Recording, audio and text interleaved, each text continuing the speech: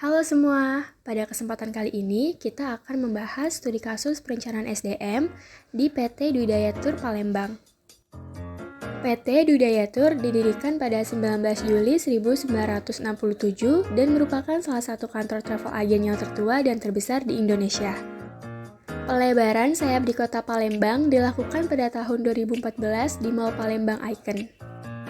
PT Dwi Daya Tour Cabang Palembang dikepalai oleh seorang branch manager dan membawahi seorang supervisor yang dalam tugasnya mengkoordinir bagian-bagian operasional seperti tour konsultan, bagian tiketing, kasir, dan kurir.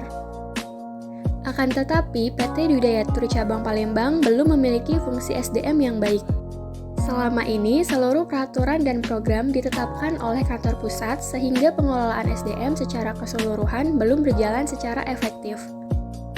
Dalam proses rekrutmen, PT Dwi Daya Tour mengalami kesulitan dalam menjaring para pelamar atau calon tenaga kerja dikarenakan minimnya pelamar yang mau bekerja.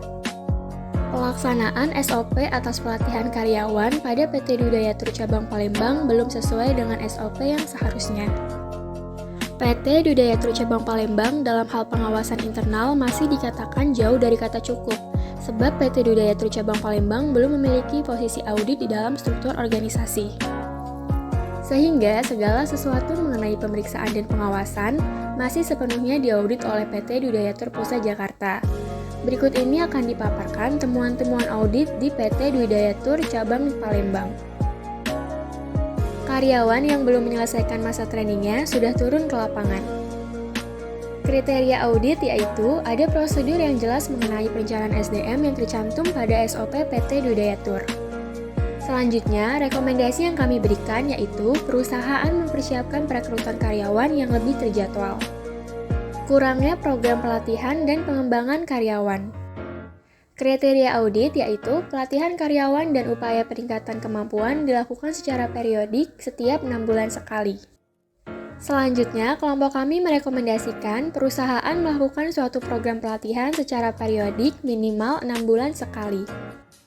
Rencana pelatihan baru dibuat setelah ada bagian yang membutuhkan pelatihan.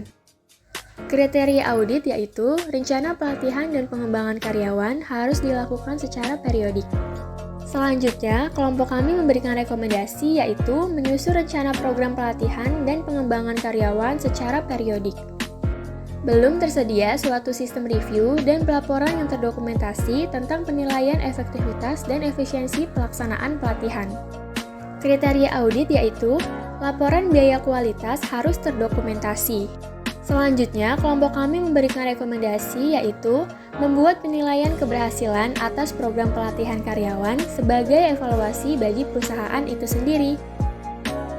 Kurangnya pemenuhan kebutuhan karyawan yang sesuai.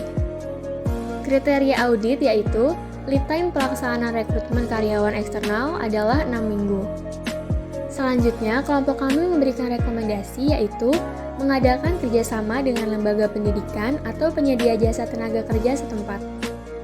Perusahaan tidak melakukan evaluasi secara periodik terhadap kepuasan pelanggan. Kriteria audit yaitu perusahaan melakukan pemeriksaan dan evaluasi periodik berkala setelah dilakukannya transaksi oleh pelanggan. Selanjutnya, kelompok kami memberikan rekomendasi yaitu laporan kepuasan pelanggan terhadap transaksi yang dilakukan di perusahaan harus terdokumentasi. Perusahaan tidak mengadakan penilaian terhadap kepuasan kerja karyawan. Kriteria audit yaitu membuat kriteria penilaian pada kepuasan kerja karyawan. Selanjutnya, kelompok kami memberikan rekomendasi yaitu perusahaan melakukan supervisi secara berkala dan pemberian reward kepada karyawan yang berprestasi agar selalu termotivasi. Berikut ini akan dipaparkan kuesioner audit perencanaan SDM yang sudah kelompok kami buat.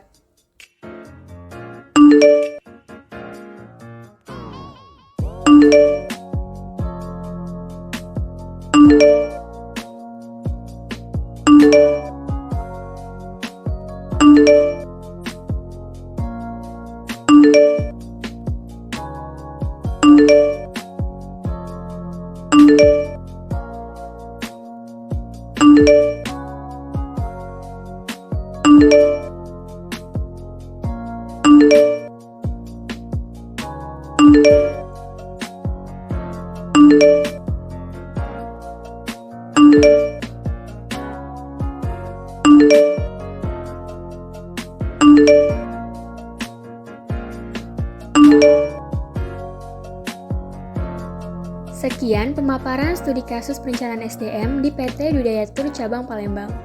Terima kasih.